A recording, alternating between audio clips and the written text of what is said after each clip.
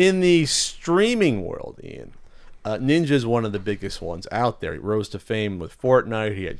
He got Drake to play fucking Fortnite with him somehow.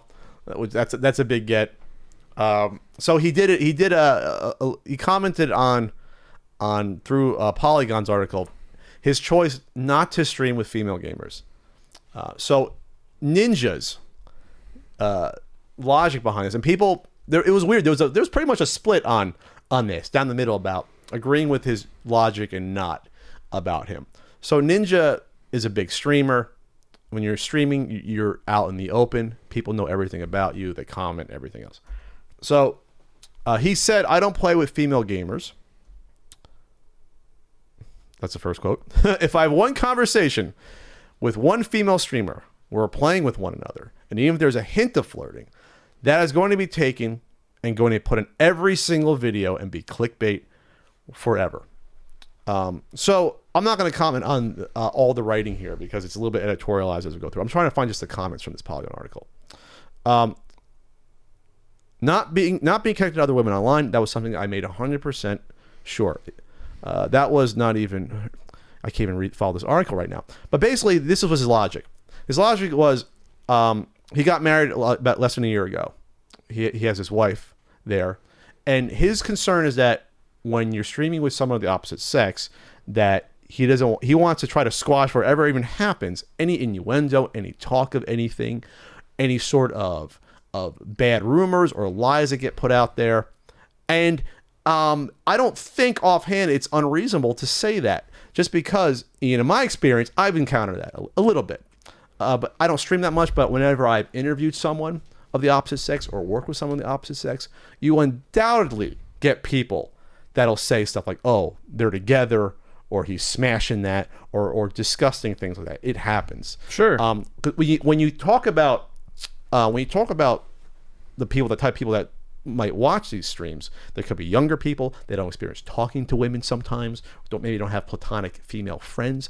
So they'll automatically assume you're talking to a girl or a woman, you must be in a relationship, or there must be something romantic involved. There's that weird thought process among some men or boys. I don't picture a lot of girls doing this stuff or saying like, oh, he must be smashing that because they're talking. Sure. It's going to be boys and some immature men who don't have experience being in either a relationship or having friends that are women. So the counterpoint, Ian, was people saying, well, by not streaming with women, you are not giving female streamers a platform that you should, because you're a big streamer. It's your responsibility to help lift up these female streamers who have much difficulty already getting recognition, because there's less of them, and maybe men and boys aren't drawn to watching female streamers, or they have difficulty already getting attention, or maybe be good to more be like, okay, these are gamers too. These aren't fake gamers, by streaming with them. So it's an interesting conversation to be had, and I don't know if there's a clean solution. There probably isn't. I'm going to say this, though. I don't feel someone like Ninja should be necessarily obligated to use his platform to promote others if he feels uncomfortable doing so. If he feels like it could be a potential issue personally, then you know what? To me, that's his choice. If he doesn't do it, he actually had a follow-up response too, because he felt he was taken out of context. And his follow-up, I'll bring it up in a second, was to me pretty balanced and reasonable response. He put it on Twitter, I believe. He did like a little. I've got to find his account. But he had a response, which I'll find it while you talk, give your opinions about it. But I think some people that were upset at him, I think made a bigger deal out of it than probably that they should have. And they probably don't know how bad it can get in that world, especially with someone as big as him. And so that, I totally get his stance. Maybe you agree, maybe you don't. But I don't think he was being totally unreasonable. He can do whatever he wants. It's his choice. I suppose in one way I understand on the image side of it, but I also think it's a very... I have his response here, by the way, if you want me to read it. Give me 1 second. Okay. It shows that, I don't know, it shows an immature and high school style mindset. People are going to talk one way or another. it's not it. You don't have to listen. I mean, these are, as you stated, young people who are going to talk like they're on a playground. It doesn't matter. You have a platform. You should be able to rise above that.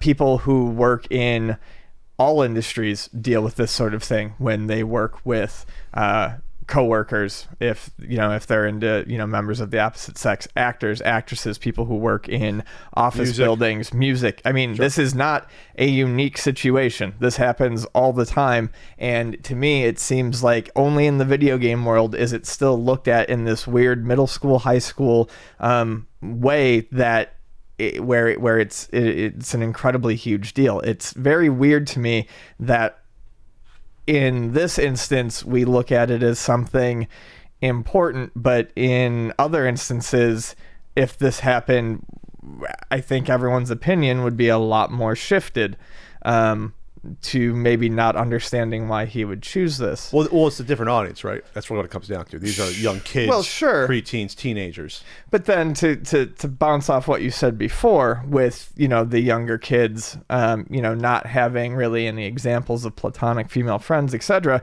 well, then give them an example. Sure. I mean, why not start? Why not rise above this? This stereotype or this idea and just put it to rest? Why not normalize the situation? Well, he's got the platform. He's the biggest streamer. He has this chance to kind of he can make headways into it. Yeah. He can break that bullshit up. Right. Instead of perpetuating it.